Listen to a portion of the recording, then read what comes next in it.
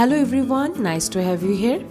আজকে আমরা ইলাস্ট্রেটরে অ্যালাইনমেন্ট টুল কিভাবে ইউজ করতে হয় সেটি জানব।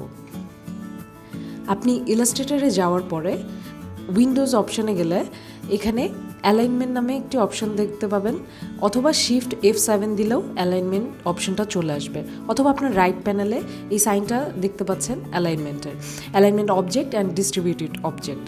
সো আজকে আমরা দেখব এগুলো ইউজ করে কিভাবে আমরা ইলাস্ট্রেটরে কাজ করি। সেটা বোঝানোর জন্য আমি শুরুতেই একটি অবজেক্ট নিচ্ছি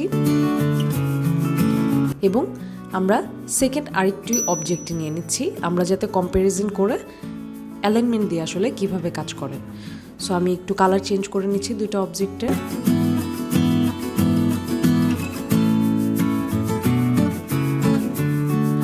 ওকে, সো আমাদের এই অবজেক্টটা, আমাদের যে ব্যাকগ্রাউন্ড অবজেক্টটা আছে সেটার সাথে আমি আসলে প্লেসিংটা কিভাবে করতে পারি সেটা আমরা অ্যালাইনমেন্টের মাধ্যমে দেখব। আমরা অ্যালাইনমেন্টে ফার্স্টেই লেফট অ্যালাইন যেটা আছে হরিজন্টাল, সেটা দিলে আমাদের লেফটে চলে যাবে হরিজন্টাল। হরিজন্টালি মানে হচ্ছে পাশাপাশি, পাশাপাশি আমাদের এটা মিডল অ্যালাইন, রাইট অ্যালাইন চলে আসছে। সো নেক্সট আমাদের যেটা আছে ভার্টিক্যাল। সো আমরা দুইটা অবজেক্ট ক্লিক করে আমি যখন টপ অ্যালাইনমেন্টটা করব সে সময় উপরে চলে যাবে ভার্টিক্যালি মানে উপর নিচ। তো আমি এখন ভার্টিক্যালি মিডল দিলে মিডলে আসছে, ভার্টিক্যালি বটম দিলে বটমে চলে আসবে। সো এটা হচ্ছে অ্যালাইনমেন্ট করে একটা অবজেক্টের প্লেসমেন্ট। সো আমরা যদি এখন একটা চাই যে এখানে আমরা এই অবজেক্টটাকে একদম সেন্টারে রাখবো, তাহলে ভার্টিক্যাল হরিজন্টালি মিডল অ্যালাইনের মাধ্যমে আমরা কিন্তু এটা পুরোপুরি সেন্টারে আনতে পারলাম।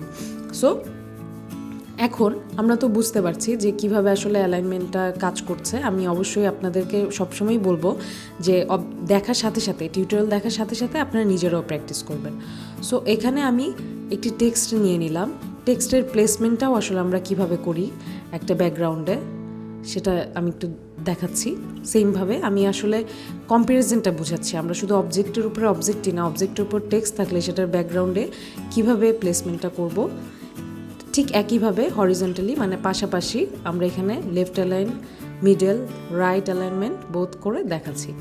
এক্স্যাক্টলি আমরা যদি এখন আবার সেন্টারে আনতে চাই লেখাটাকে একদম, আমাদের ফার্স্টে হরিজন্টালি ভার্টিক্যালি অথবা ভার্টিক্যালি হরিজন্টালি মিডল লাইনের মাধ্যমে আমরা আনতে পারি।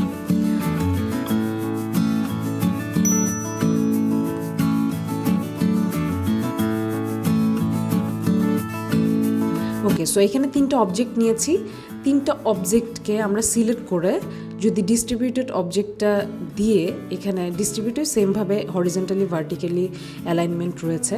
হ্যাঁ, আমি এখানে যদি দিয়ে দিই তাহলে সেমভাবে মাঝখানের গ্যাপগুলা কিন্তু আমাদের সেম থাকবে, স্পেসটা ঠিক আছে। এখন আমরা এটা উপরের যে অ্যালাইন অবজেক্টটা ছিল সেটার মিডল অ্যালাইন দিয়ে সবগুলো সমান করে ফেললাম। তো আমি আরেকটু কিছু কাজ করব যাতে আপনারা বুঝতে পারেন আসলে এগুলোর মানে অ্যাকচুয়ালি কী হচ্ছে। এটা আমি এখন হরিজন্টালি নিয়েছিলাম, ভার্টিক্যালি নিয়ে দেখাচ্ছি যে এটা আমরা এক্স্যাক্ট অ্যালাইনমেন্টটা কী হচ্ছে।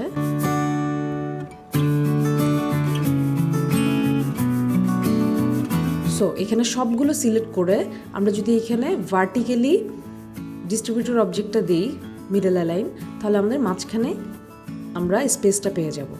এবং ঠিক এই অপশনটা কাজ করলে মানে অ্যালাইন অবজেক্টে দিলে সবগুলো কিন্তু সেম লেভেলে চলে আসলো ভার্টিক্যালি।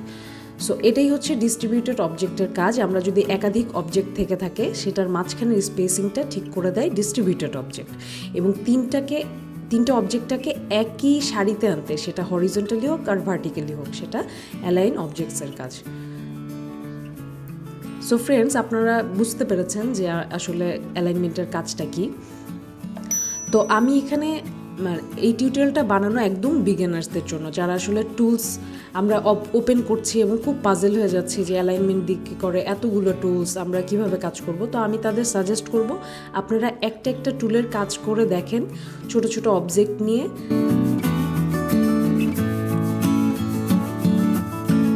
আমি নেক্সটে অ্যালাইনমেন্টটা ইউজ করে কিভাবে লেটার হেড অথবা কোনো কম্পোজিশন কিভাবে করতে হয় সেটা আমি করব, সেটা আমি আপনাদের জন্য বানাবো।